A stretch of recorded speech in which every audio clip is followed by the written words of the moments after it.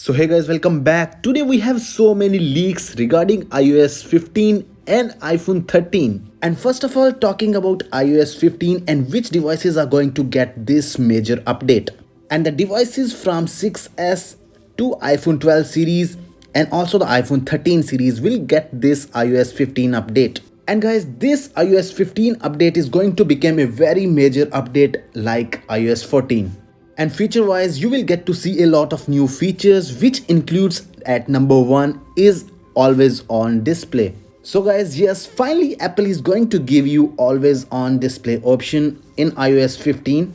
And also Apple Lab, they gave some extra in-depth features of iOS 15, which includes a new volume control animation. There will be a new product connection UI. For example, when you are connecting your AirPods Pro or AirPods Pro Max, you will get to see a new animation, and on the lock screen you will get to see a new music player UI where you can get all the controls of a music player, for example skipping the track, volume controls, etc. And also you will get to see a new look of iOS 15 with some changed icons. And according to Apple Lab, he claims that iOS 15 will be the most modern and best OS. Now talking about iPhone 13, you will get to see a new color option which is copper in iPhone 13 Pro Max, and the notch will be comparatively smaller than iPhone 12 series. And talking about the back, you will get quad camera setup with a LiDAR sensor.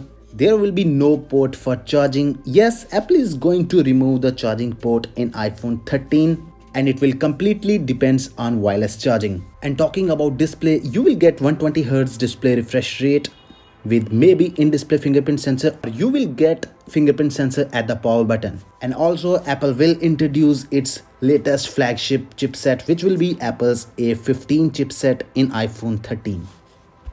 So guys, that's it for now. I hope you liked the video. If you like the video, hit the like button, share this video and subscribe to our YouTube channel, and I will see you very soon. Peace out.